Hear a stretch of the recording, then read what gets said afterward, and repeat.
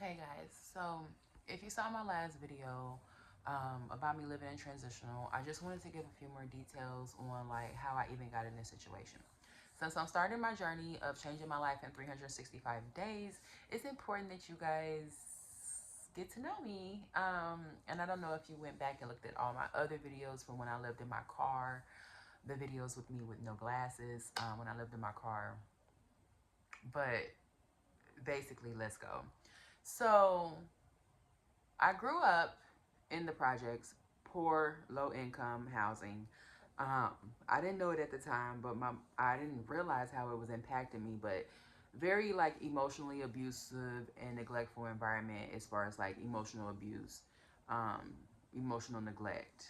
I had food and clothes. You know how parents are. You got food and clothes and a roof over your head, but getting cussed out every day. Self-esteem very low, self-worth very low, and didn't realize, of course, because I'm a kid, how that's going to set me up for the future. So definitely I had dreams to go to college and all that good stuff. I just knew I was going to college.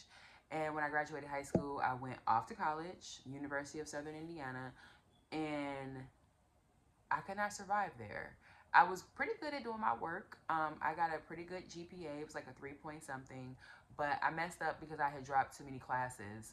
And that made it actually where I wasn't eligible for financial aid the following year because I didn't get the credits that I needed. And I had no clue that that was going to be happening. So ignorance messed me up. And when I was in school, like I didn't have any parents like helping me fill out paperwork or telling me what I should know. I was literally just in there doing it all on my own. So like I'll give you an example. I did not know books was gonna cost me anything. I remember, and then I also didn't know anything about used books. So when I was at the bookstore, I'm like, the lady was helping me pick out books, and I'm like, oh, I want new books.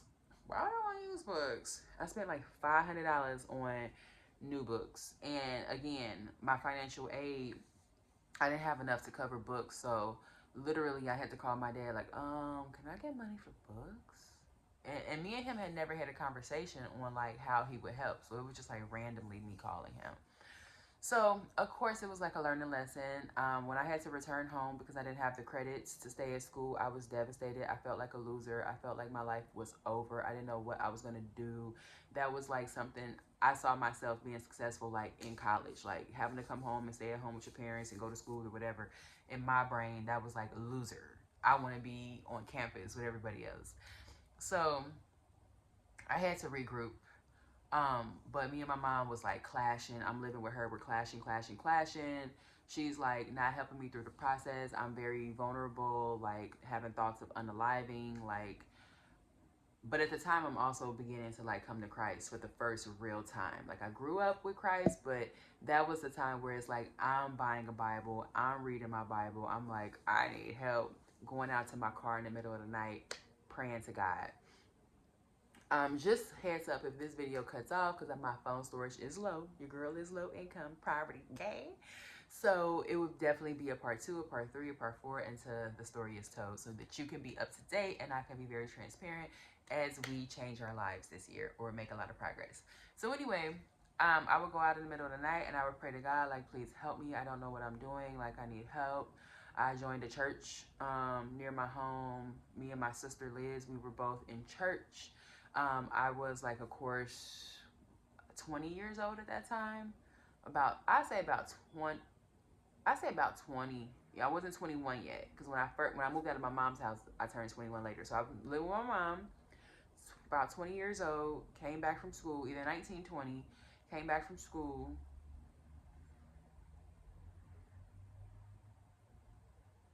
Sorry, I'm thinking. Okay, when I came back from school, I was 19.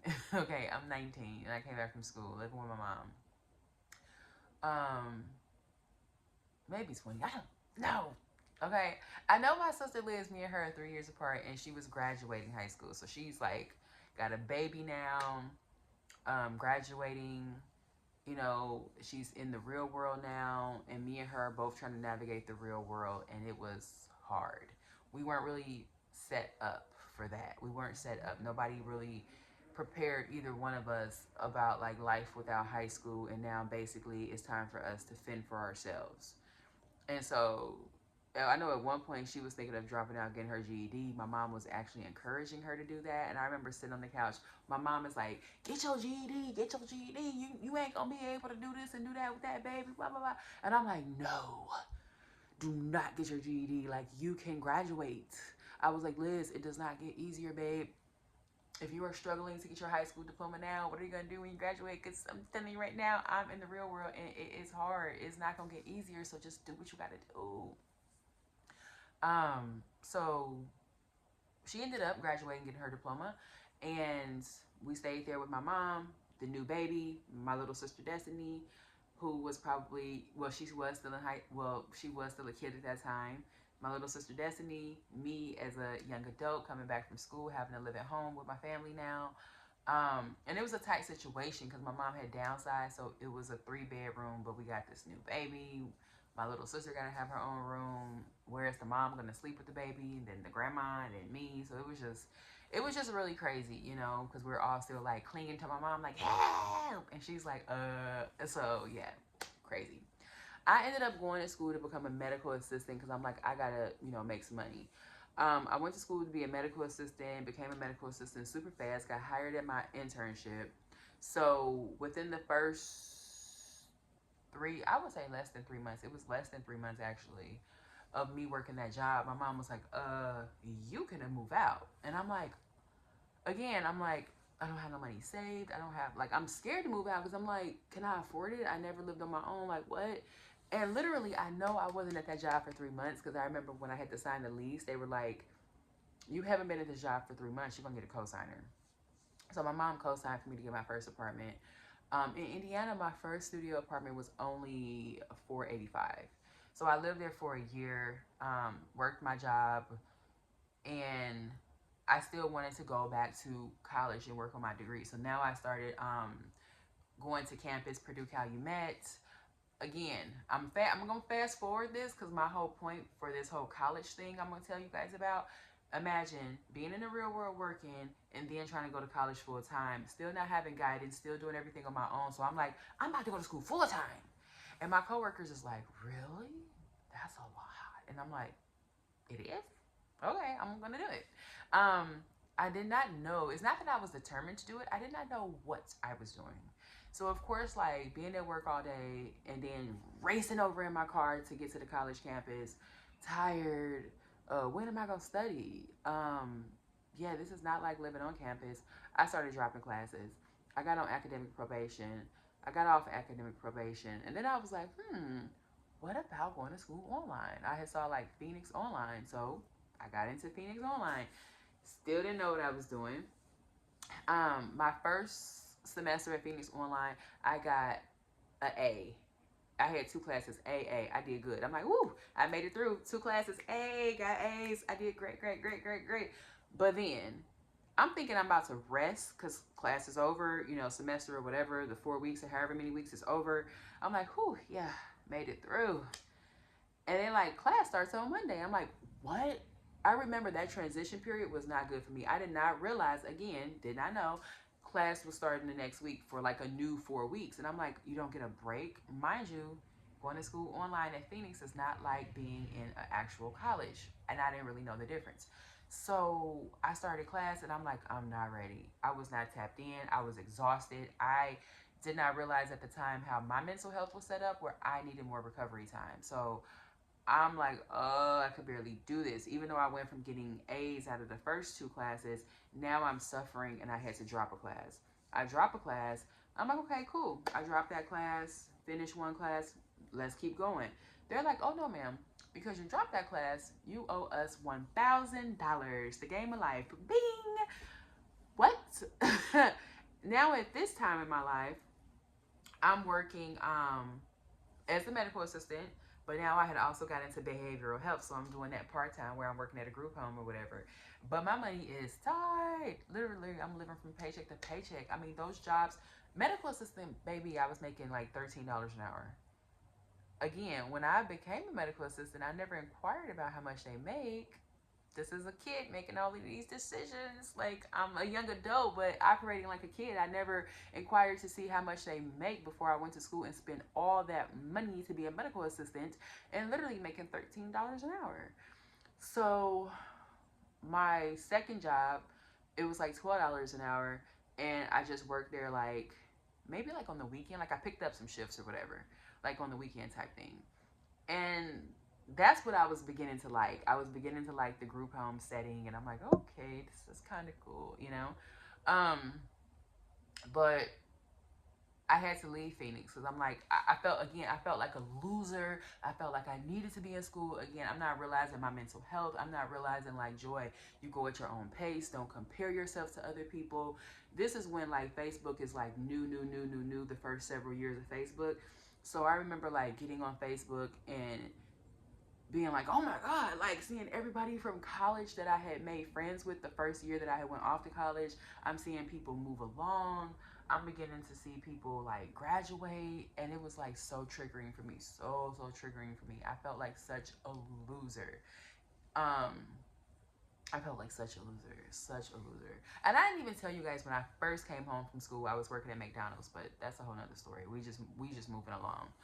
Um, so yeah, and now I look back on it, I wasn't a loser. I was doing fine. I was doing great. But again, my blueprint for life was not realistic.